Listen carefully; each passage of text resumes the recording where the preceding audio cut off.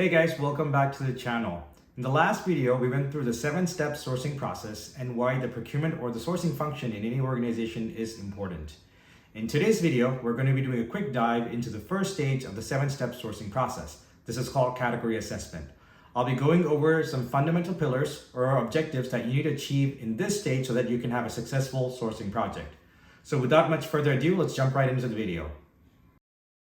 Alright guys, so we're going to be jumping into the first stage of the 7-step sourcing process. As I mentioned, this stage is called category assessment, and spending the right amount of time in this category will set your project up for success. So generally speaking, I like to break things down in a simpler format so you can easily understand it. And I believe, based on my experience in doing this over and over, there are 3 key pillars in this category. The first pillar is called data, the second pillar is called stakeholders, and the third pillar is called current state.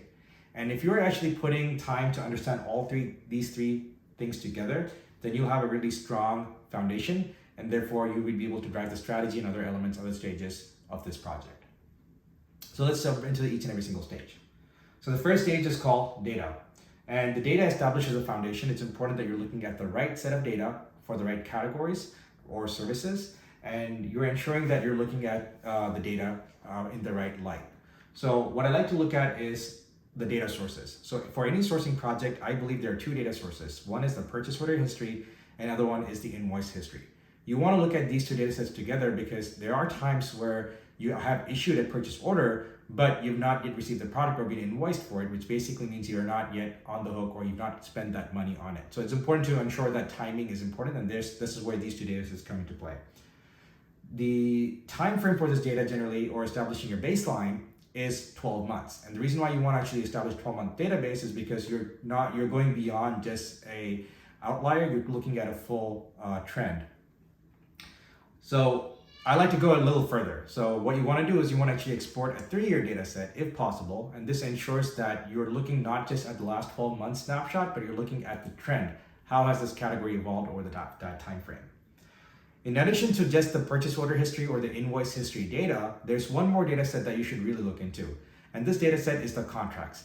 Are there any existing contracts that are in place, in effect, that you need to be aware of that's going to impact the sourcing project?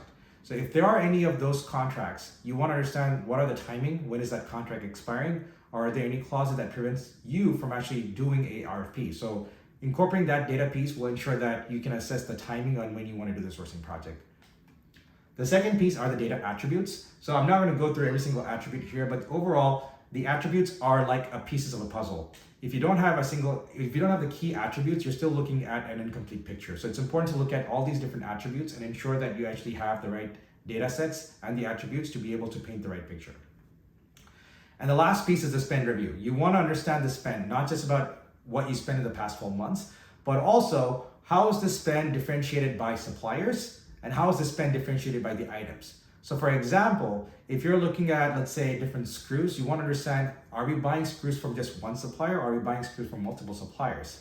And then the other aspect is, are we just buying one type of screw, or are we buying different types of screws? So it also gives you an opportunity to work with your stakeholders to understand, is there an opportunity for standardization? And as I mentioned earlier, it's important to understand the spend trend. So what has happened in the past 3 years? Has this category grown at a certain rate? So if that is true, then you want to incorporate that into your overall data piece. The second pillar, which is really important, is called the stakeholders. Now, I've done many projects where, the first thing that the senior executives or the leaders that ask when you present a rock solid savings opportunity is, has this person signed off on this project?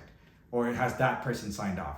And generally this person or that person tends to be the stakeholders that are going to either be impacted or the stakeholders that are actually paying for the product. So generally speaking, I like to categorize the stakeholders into 3 groups. The first set of groups is the group that actually pays for the products or service.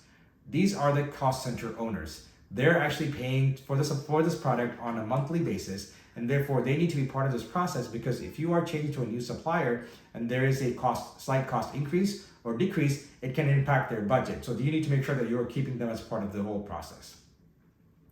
The second group of stakeholders are called the actual users. They are the users of the product that are going to get impacted. So for example, if you are in a hospital and you're changing the masks that you have from, let's say, behind the ear loop type to a tie back type, that could have a serious impact because the physicians need to be a part of that process because it's going to impact their workflow. Another example would be if, let's say, you got a new paint supplier in an automotive paint booth, and because of the different properties of the new paint, you need to adjust the paint spray nozzle and so on. So again, it can vary. I'm just giving you guys some high-level examples, but the idea is you want to ensure that the people that are the users, end users, they're also part of this process so that they can help you enforce and comply to the contract that you might execute. And the last but most important piece is the steering committee. And the reason why you want to have a steering committee is because they actually help you remove roadblocks within the internal stakeholders. They establish the objectives or the priorities of this project, and generally consist not only of the leadership, but also of people from the first and the second group, which is the groups that pace and the group that's impacted. So make sure you establish a strong steering committee that has a clear understanding of the objectives of what they want to achieve out of this project. And the last piece is going beyond the data, and this is understanding the current state. In this current state process, you want to understand what are the issues or what are the things that are really plaguing this category. So if things are working well, great. You want to know what's working well, and you want to ensure that those are still worked and are enforced by the contract. So first, in terms of the current state, you want to understand what are the issues. Are there any issues that are driving this category? And you want to ensure that you try to understand that, is this a category-driven issue or is this a supplier-driven issue? The reason there's a difference in that is because if it's a category-driven issue, just changing a supplier because of a category issue might not solve the problem because it might be a market or industry trend. On the other hand, if it's a supplier-driven issue, then there is an opportunity to set or establish performance requirements, or you're actually moving to a new supplier and you can establish the gaps that you've had. So ensure that you actually are differentiating both. The second piece is the process issues or breakdowns. Where is the current process being broken down? So if you think about it, there are a lot of ways where you're interacting with the supplier. You're interacting with the supplier from a payment perspective, so that's the AP breakdown or AR breakdown. You're working with the supplier from a PO confirmation communication perspective. And a third piece could be where you're working with pricing issues. So you want to understand where the issues are happening, and you want to address these issues so that way you can address them in the contract. And the most important piece is to understand, has there been any escalations because of these issues? So you want to keep that in mind so that way you can really streamline that process. And the last but not least is the ideal state. You want to leave on a positive note. So what does that mean? You want to work with the stakeholders to understand, what does the ideal state look like? Ideally speaking, in any category, you want the suppliers to be working in the background. And what that ensures is that you're not necessarily coming the foray, they're working smoothly, they're delivering on their promises, you're not having any issues, which basically is the ideal supplier partner. And those are strong players. And when you work on this piece, you want to ensure that you're looking at what does the category look like in the future, as well as what does the supplier relationship look like. Is there any communication standards you want them to follow? So by painting this picture, you're looking beyond the data, you're taking a qualitative aspect onto the piece, and you're ensuring that you're going to be addressing that as part of your sourcing process.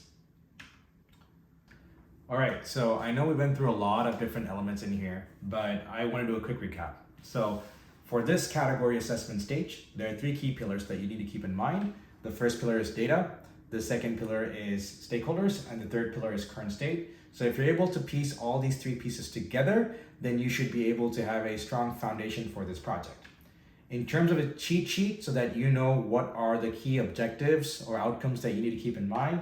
So for the data piece, you want to ensure you have a validated baseline. A validated baseline is something that your stakeholder has signed off on. And you also have the right trend, looking at the different time frames. So if you have a 24-month time frame or 36-month, that depends upon you. You've got the right stakeholders identified. So you have a steering committee as well as the key stakeholders that will be signing off on this contract or on this sourcing project. And last but not least, you have a good understanding of the current state of this category and also understand what's not working. And if you have these 3 different sort of checklists done, then you've got a great way to wrap up this first stage of this project. All right, guys, so that was today's video. A quick deep dive on the first stage of the 7-step sourcing process, which is called category assessment. I hope you found this video useful, some of the tips and techniques that I've kind of taught you here, and I hope you're able to implement this in your sourcing project. For the next video, I'll be doing a quick deep dive similar to this one on strategy development, which is the second stage of the 7-step sourcing process. If you have any feedback or any questions, please put them down in the comments below, and I look forward to seeing you all on the next one. Cheers.